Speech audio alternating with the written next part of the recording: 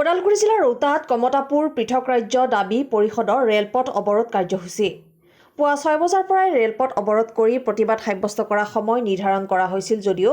অদ্যাপি ৰেলপথ অৱৰোধ কৰি প্ৰতিবাদ সাব্যস্ত কৰিবলৈ আগবাঢ়িব পৰা নাই প্ৰতিবাদকাৰী। কোচ ৰাজবংশীক জনজাতিকৰণ পৃথক কমতাপুৰ ৰাজ্যৰ দাবীত কমতাপুৰ পৃথক ৰাজ্য দাবী পৰিষদৰ এই প্ৰতিবাদ। ৰেলপথ অৱৰোধ কাৰ্যসূচী অৱৰোধৰ বাবে সমগ্ৰ ৰৌতা অঞ্চলতেই বিশাল নিৰাপত্তা বেষ্টনী মজুত ওদালগুৰি জিলা প্ৰশাসনৰ। ৰেলপথ অৱৰোধৰ পূৰ্বে প্ৰায় 5 শতাধিক লোক একত্ৰিত হৈছিল ৰৌতা বাগান লক্ষ্মী মন্দিৰ প্ৰাংগণত। কিন্তু ৰেলপথ অৱৰোধ কাৰ্যসূচী স্থগিত ৰাখিবলৈ কেন্দ্ৰীয় চৰকাৰৰ অনুৰোধ আৰু 7 দিনৰ ভিতৰত নতুন দিল্লীত বিষয়টো সন্দৰ্ভত আলোচনাৰ প্ৰতিশ্ৰুতি দিয়াত সাময়িকভাৱে স্থগিত ৰখা হয় কাৰ্যসূচী। প্ৰতিবাদকাৰীৰ গণতান্ত্ৰিক আন্দোলনক নিয়ন্ত্ৰণ কৰাৰ চেষ্টা আৰক্ষীৰ।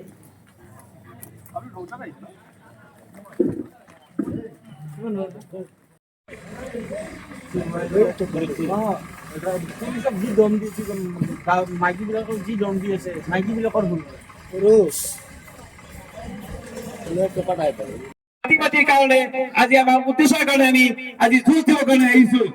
আমি আমাৰ নিজৰ চিন্তা কৰা নাই, আমি জাতিৰ কাৰণে আমাৰ প্ৰাণৰ বিনিময় হলে আমি জাতি উদ্ধাৰৰ ক্ষেত্ৰত আজি আমি উঠি পৰি লাগিছো। গতিকে আমাৰ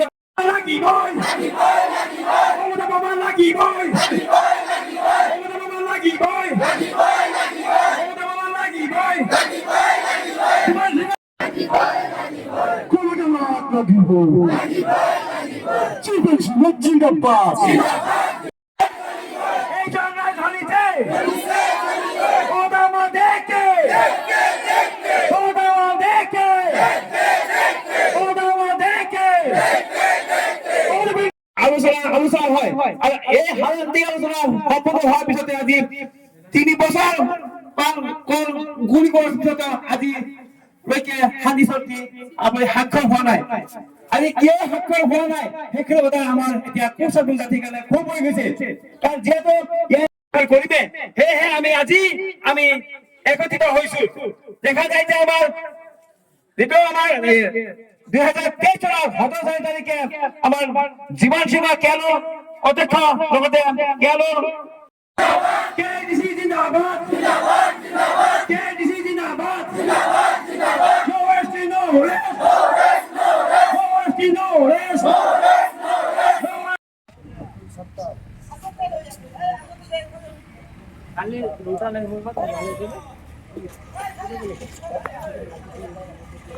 আবার এই জাতি মাটি হত্যা উদ্ধার করার যিজন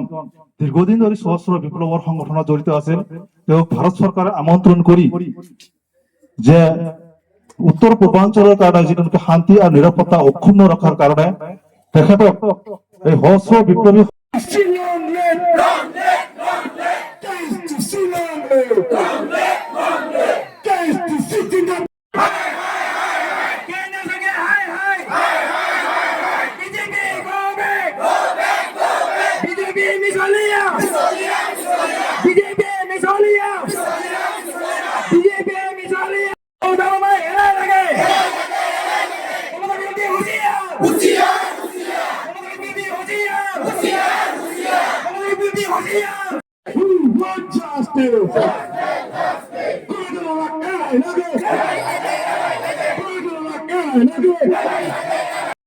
We want comfortable. We want ST.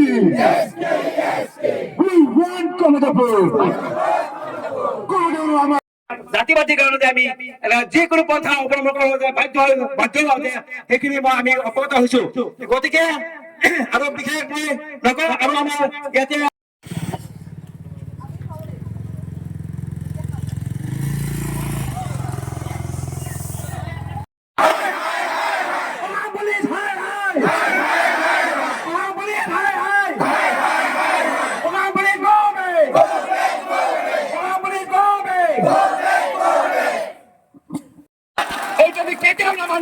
কাৰণ আমাৰ 1986 জনধিকৰণ পৰ্যায়ত দিছিল আমাৰ সেই বস্তুটা আমাক এতিয়া দিব লাগিব, নহলে অসম স্তব্ধ হৈ যাব, বেংগল স্তব্ধ হৈ যাব, বিহাৰ স্তব্ধ হৈ যাব। কাৰণ আমাৰ কমতাপুৰ ষ্টেট কাউন্সিল আমি আপোচ নহওঁ, আমাৰ আমাৰ যিখিনি প্ৰাপ্য অধিকাৰৰ বিনিময়ে আমি কেতিয়া উপস্থিত হওঁ অসম এতিয়া ডাঙৰকৈ জ্বলিব একদম আজি এই আমি সমাজ জৰিয়তে আজি আমাৰ 16 ডিচেম্বৰ যিটো ৰেলপথৰ প্ৰগ্ৰামৰ যিটো সমাজৰ পৰা মই অসম কেন্দ্ৰীয় চৰকাৰ এই কথাটো স্পষ্টভাৱে সকীয়াই দিছো গতিকে আমাৰ প্ৰিয় আজি ৰাজ্য চৰকাৰে আজি তোলফাল হৈ গৈছে আজি বিভিন্ন ধৰণৰ প্ৰশাসনৰ উৎপাত দেখা গৈছে কিন্তু আমাৰ জাতি মাতি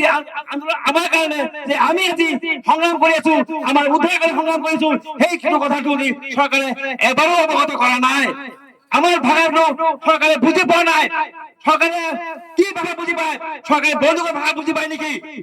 আজি আমি যেহেতু আমাৰ প্ৰাপ্য অধিকাৰৰ কাৰণে আমি লাগিছো কিন্তু আজিলৈকে আমাৰ চৰকাৰে আমাৰ সেই সন্মানটো দিয়া নাই আমি আজি ৰেলপথৰ প্ৰগ্ৰামৰ পৰা আমি আজি আমাৰ যে চৰকাৰৰ পৰা যে কেন্দ্ৰ চৰকাৰৰ পৰা যে মেছেজ এটা আহিছে আমি যদিও আমি আনন্দিত হৈছো কিন্তু তথাপিও আমি আমাৰ মনত এটা ক্ষোভ আছে চৰকাৰে আমাৰ বহু বছৰ ধৰি আমাৰ লাঞ্ছনা মাঞ্চনা দি আছে কিন্তু আজিলৈকে আমাৰ জাতি আমাৰ কিছু ধৰণৰ আমাৰ সুবিধা পোৱা নাই আমাৰ মনত এটা ক্ষোভ আছে গতিকে আমাৰ যিটো চৰকাৰৰ পৰা আমাৰ একে মিছনৰ পৰা যিটো মেছেজ আহিছে আমাৰ যে ডিএল কোচ ডাঙৰীয়া আপোনালোকক অৱগত কৰালে যে এক সপ্তাহৰ ভিতৰতে কেন্দ্ৰীয় চৰকাৰ আমাক মাতিছে আৰু আমাৰ যিটো কেৱল শান্তি চুক্তিৰ আমাৰ যিটো স্বাক্ষৰ আমাৰ শান্তি চুক্তিৰ মাধ্যমেৰে পৃষ্ঠপোষকতাৰ মাধ্যমেৰে যাতে কোচ আদিবাসী জাতিৰ আমাৰ বিভিন্ন সমস্যাবিলাক সমাধান কৰিব লগতে আমাৰ জনজাতিকৰণ আপোনালোকৰ সংবাদ মাধ্যমৰ বন্ধুগণৰ জৰিয়তে আমি এই কথা এটা সকীয়াই দিওঁ যে চৰকাৰক আৰু ভাৰত চৰকাৰক আমাৰ যিটো ৰেলপথ যিটো অৱৰোধ এইটো স্থগিত ৰখা হোৱা নাই আমাৰ কেন্দ্ৰৰ নিৰ্দেশনা অনুযায়ী আমাৰ যিটো ভাৰত চৰকাৰে যিটো বাৰ্তা দিছে এই বাৰ্তাটো 7 দিনৰ ভিতৰত আমাৰ যিটো কেএলঅ আৰু কেনৰ যিটো শান্তি চুক্তিৰ কাৰণে যিটো পিচ ৰেকৰ্ড সেই পিচ ৰেকৰ্ডটো ফলপ্ৰসূ কৰিব আৰু ফলপ্ৰসূ যদি 7 দিনৰ ভিতৰত নকৰে তে পৰৱৰ্তী পৰ্যায়ত আমি ভাৰতীয় অৰ্থনীতিৰ মুদ্ৰাস্ফীতি ৰেলপথ অৱৰোধ আৰু নেশ্যনেল হাইৱে এই দুটা কাৰ্যসূচী আমাৰ চলি যাব আৰু সেইটোৰ কাৰণে আমি প্ৰশাসনৰ কোনো ধৰণৰ যিটো ভ্ৰক্ষেপ নকৰাকৈ আমি গণতান্ত্ৰিকভাৱে আমি আগুৱাই যাম যিটো নেকি আমাৰ যিটো কোচ ৰাজবংশী জনগোষ্ঠীৰ যিটো নেকি আমাৰ মুখ্য উদ্দেশ্য আৰু এই ক্ষেত্ৰত আপোনালোকৰ সংবাদ মাধ্যমৰ যোগেদি আমি এটা কথা ৰাইজক আৰু সমূহ জাতীয় প্ৰেমী যিবিলাক ৰাইজ আছে তেওঁলোক আৰু প্ৰশাসনৰ মানুহ এটা কথা অনুৰোধ কৰোঁ যে কোচ ৰাজবংশী এনেকুৱাটাৰ জাতি এই জাতিটো বিশ্বৰ ভিতৰত সবচে প্ৰতাৰক হিচাপে গণ্য কৰি আছে প্ৰশাসনে চৰকাৰে আৰু এইটো আমি যে তেনেকৈ আগতে যিটো দাবী কৰা এইটো ৰাজ্য নহয় দাবী কৰি আমি জনজাতিকৰণৰ বিচৰা নাই কাৰণ এইটো দাবী কৰাটো আমাৰ এটা লক্ষণ হয় আমি যিটো সাংবিধানিক মৰ্যাদা আমাৰ যে আগতে যিটো ক্ষমতাবোৰ আছিল সেইটো আমি পুনৰ গঠনহে বিচাৰিছোঁ আৰু সেইটো লক্ষ্য ৰাখি আমাৰ যিটো জাতীয় নেতা জীৱন সিংহ সংঘৰ্ষ সংগমত গৈছিল আৰু তেওঁলোকক আমন্ত্ৰণ কৰি ভাৰত চৰকাৰে আনিছিল আৰু আমিও এনেকুৱা এটা পৰ্যায় দেখা নাই যে কোনো এটা সহস্ৰ সংগ্ৰামীৰ নেতাক আনি পেলাই শান্তি চুক্তিৰ কাৰণে আলোচনা কৰি পেলাই আলোচনা হ'ল কিন্তু ফলপ্ৰসূ কৰি যদি বলবৎ কৰা নাই সেইটো আমি খুবেই একদম দুখজনক আৰু ক্ষোভজনক আৰু সেইটো আমি পৰৱৰ্তী পৰ্যায়ত আমাৰ যিটো কোচ ৰাজবংশী জনগণ কামতী জনগণ সেইটো কোনো প্ৰকাৰে সহ্য নকৰে আৰু আগন্তুক দিনত আমি খুব ৰিচেণ্টলি ভয়াৱহ কাৰ্যসূচী আমি হাতত ল'ম সেইটো কাৰণে আমাৰ প্ৰশাসন দায়ী থাকিব ভাৰত চৰকাৰ দায়ী থাকিব অসম চৰকাৰ দায়ী থাকিব আৰু আমি কোচ ৰাজবংশী জনগণ কোনো প্ৰকাৰে দায়ী নাথাকিম 7 দিনৰ সময়সীমা দিয়া আপোনালোকক বান্ধি পেলাই তেওঁলোকে নিৰাময় কৰাৰ প্ৰতিশ্ৰুতি দিছে 7 দিন এসপ্তাহ পাৰ হৈ যোৱাৰ পিছত যদিহে নহয় কি সিদ্ধান্ত হ'ব পৰৱৰ্তী সময়ত হয় তেওঁলোকে ভাৰত চৰকাৰে গৃহ বিভাগে আমাৰ এটা অনাৰ দিছে যে 7 দিনৰ ভিতৰত যাতে পিচ ৰেকৰ্ডৰ বিষয়ে আমাৰ কেন্দ্ৰীয় নেতৃত্ববৰ্গৰ আমাৰ জাতীয় মাটিৰ যে আইকনিক লিডাৰ যিজন নেকি জীৱন সিংহ কোচৰ লগত তেখেতৰ লগত 7 দিনৰ ভিতৰত আলোচনা কৰি আমাৰ যিটো নেকি যিটো নিৰৱচ্ছিন্ন যিটো নেকি প্ৰাপ্য যিটো অধিকাৰ সেইটো ৰাখিব আৰু যদি নহয় তো মই পৰৱৰ্তী আপোনালোকৰ মাধ্যমৰ যোগেদি জনাওঁ আমাৰ দুটাই কাৰ্যসূচী আছে এটা হ'ল কি নেশ্যনেল হাইৱে অৱৰোধ আৰু আমাৰ ভাৰত চৰকাৰৰ যিটো নেকি ৰেল বিভাগৰ যিটো নেকি পথ আমি সেইটো স্তব্ধ কৰিম অসম বেংগল আৰু বিহাৰ তিনি ৰাজ্যত হয় আমি এতিয়া এইটো কথা ক'ব বিচাৰিছোঁ যে যিহেতু আমাৰ 3 ডিচেম্বৰ তাৰিখে আমাৰ যিহেতু 100 ঘণ্টীয়া অনশন আছিল সেই অনশনৰ অনশনস্থলীত